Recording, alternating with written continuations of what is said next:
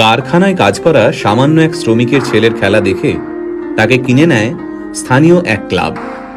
বাচ্চা ছেলেটির বয়স তখন মাত্র 5। কিন্তু ভাগ্যের কি পরিহাস, মাত্র 11 বছর বয়সে এক বিরল রোগ ধরা পড়ল এই বিস্ময় বালকের।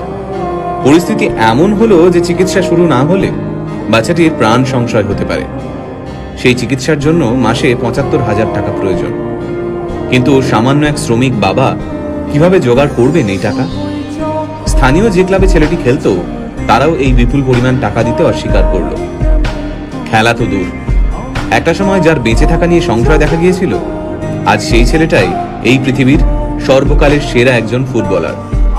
হ্যাঁ, ঠিকই ধরেছেন। আজকের ভিডিওতে আমরা কথা বলবো লিওনেল মেসিকে নিয়ে। 1987 সালে আর্জেন্টিনার রোজারিওতে জন্ম হয় মেসির। বাবা কাজ করতেন স্টিল ফ্যাক্টরিতে, মা ছিলেন সাফাই কর্মী। হাঁটতে শেখার আগেই ফুটবল নিয়ে কসরত করা শিখে যায় ছোট্ট মেসি। পায়ে বল নিয়ে যেন জাদু দেখাতে পারত ছোট্ট ছেলেটা। তার খেলা দেখে মাত্র 5 বছর বয়সে তাকে কিনে নেয় স্থানীয় এক ক্লাব। ছোট্ট মেসির খেলা দেখতে দূর দূরান্ত থেকে মাঠে ভিড় জমাতো দর্শকরা। তাই মাত্র 5 বছর বয়সী মেসির খবর ছড়িয়ে পড়ে আর্জেন্টিনা থেকে স্পেনে। পরিবারের মুখে দুবেলা খাবার তুলে দিতে প্রতিদিন মাথার ঘাম পায়ে ফেলতে হতো মেসির বাবাকে। ছেলের প্রতিভা দেখে নিশ্চিন্ত হন মেসির বাবা। ভেবেছিলেন কষ্টের দিন শেষ হতে চলেছে। সবকিছুই ঠিকঠাক চলছিল। সবাই জানতো মেসি ইউরোপের বড় কোনো ক্লাবে খেলবেই। তারপর মেসির যখন বয়স মাত্র 11, তখন ধরা পড়ল এক বিরল রোগ, গ্রোথ হরমোন ডেফিসিয়েন্সি। এই রোগের কারণে বাচ্চার বৃদ্ধি কমে যায়, সাথে বেড়ে যায় ওজন। এই রোগের চিকিৎসা করাতে প্রতিদিন মেসির পায়ে 2টো ইঞ্জেকশন দেওয়া হতো। এই চিকিৎসা করতে মাসে খরচ হতো প্রায় 75,000 টাকা।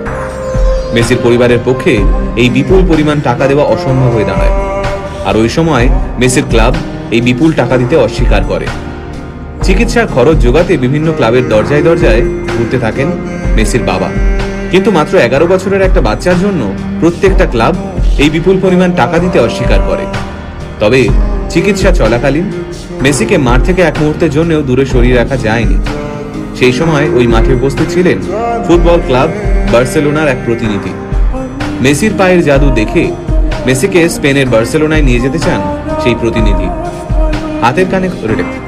হাতের কাছে কোনো কাগজ না থাকার কারণে একটা ন্যাপকিনেই কন্ট্রাক্ট লেখা হয়। তাতে সই করেন মেসির বাবা। সেই বহুমূল্য ন্যাপকিন এখনো মেসির কাছে রয়েছে। তারপরের ইতিহাস আমরা সবাই জানি। বার্সেলোনায় ইতিহাস তৈরি করেন তিনি। বিশ্বের সামনে বার্সেলোনাকে সেরা ক্লাব হিসেবে তুলে ধরেন। শুধুমাত্র 2012 সালেই মেসি 91টি গোল করেন। সেই রেকর্ড এখনো কেউ ভাঙতে পারেননি। আজ প্রায় 5,000 কোটি টাকার মালিক মেসি। নিজের ফুটবল ক্যারিয়ারে পেয়েছেন প্রচুর খ্যাতি। এত সম্পত্তি পেয়েও মাথা ঘুরে যায়নি তার। বিয়ে করেছেন সেই ছোট্টবেলার বান্ধবী আন্তোনেলাকে।